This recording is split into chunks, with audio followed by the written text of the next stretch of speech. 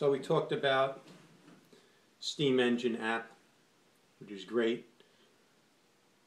Find an app. Coil wrapping, Ohm's law, main page.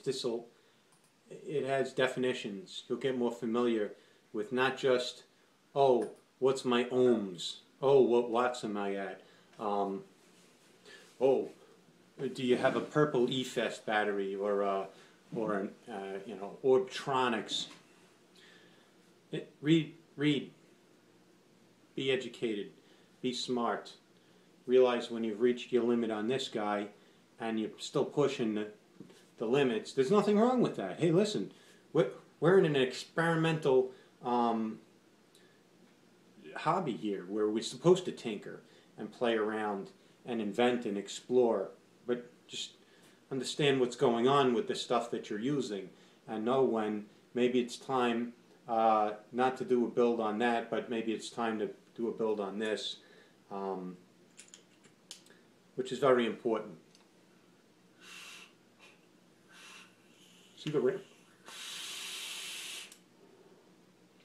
ramp up time on that? Now it's less. Now it's less because the metal's heating. So be aware of that. And then I never travel anywhere with just one mech mod or one anything. I at least, hey, I went to the movies last night. Guess what I had? I had Stealth Vapey #1.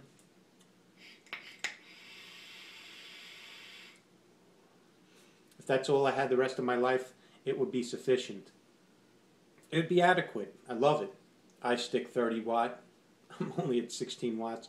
And Kanger Sub-Tank Mini. I also had this guy in my pocket. Why? Because what if that thing I didn't check the juice levels and it runs low or my coil goes? Well, I still got a vape.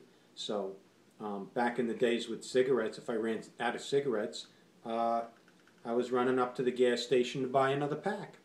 And that's just the basic facts. So I carry backups and backups to my backups. I typically don't go anywhere without less than 2 vaping devices. And juice. My pockets are always full of different juices.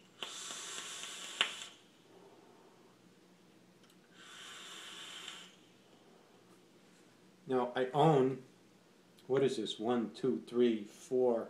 I guess this can be considered a box mod. That's 5 regulated and box devices. I own a good dozen, probably 15, 16 mech mods. I don't use them all. Some of them I have stashed away because I don't like to use them every day. They're collector's items. Others are my go-to. Every day this gets used. Every day. I love it. But I don't vape on it. I'm not sitting there vaping on them all day long. Because if I did that, I'd wear it out. And I kind of like this mod. So I like the experience of different devices as well. They all vape differently, have their own personalities. Here right now I was going to change the coil on my sub-tank. But back to I'm ranging a little bit.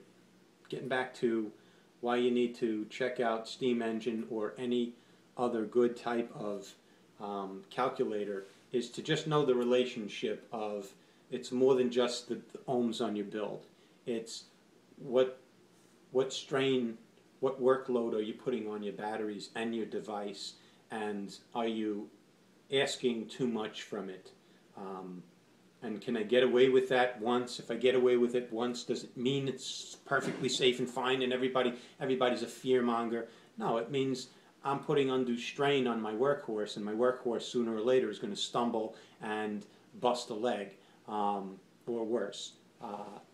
Just think of it like that wagon, that farmer with 1 horse, 2 horses, 3 horses. Do I need 260 watts? No, I do not. That's not even comfortable. 180, 200 watts is not even comfortable. Have I done it? Yes. Just to know what it felt like to vape that hot. It's very hot. This is 85 watts. sure I have juice in this fucker.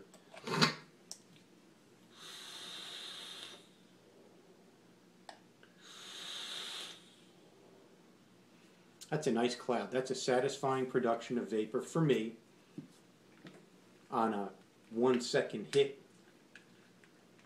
What's going on with my batteries? Well, I have three 18650s in there that barely even, they were yawning. They barely even woke up to give me that amount of vapor. So let's compare. Who's working harder? This guy with 3 batteries or this guy with 1 battery? It's a no-brainer. It's an easy and obvious answer. Who's working harder? This guy. Who's producing more vapor? Okay. Now, I will allow for the fact this is a big-ass, heavy fucking device, and this little cutie fits so nice and comfortably in the hand. Style, personal style. Well, all right.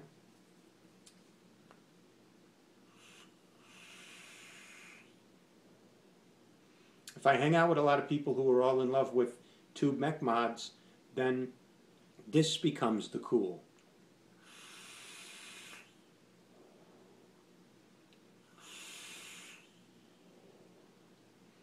If I hang out with a lot of folks who have unregulated box mod, this becomes the cool. If I hang a lot of people who have IPVs and Segalis, this becomes the cool. If, it's not rock, paper, scissors. It really, sometimes we feel it's that way, but are you in competition with every other vapor out there to have the best, the newest, the brightest? You're not. There's guys out there that have mods that cost $7,000 because they're authentic and they're original and there's like limited and they have #1. I mean, some sheik in the Emirates has a vapor pen with like diamonds and jewels and it's $250,000. You're not going to compete with that guy on dollars.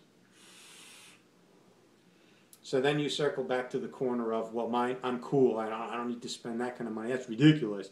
He's a jerk. He just has loads of money to spend. Mine is the coolest because of this explanation and your script and your drama.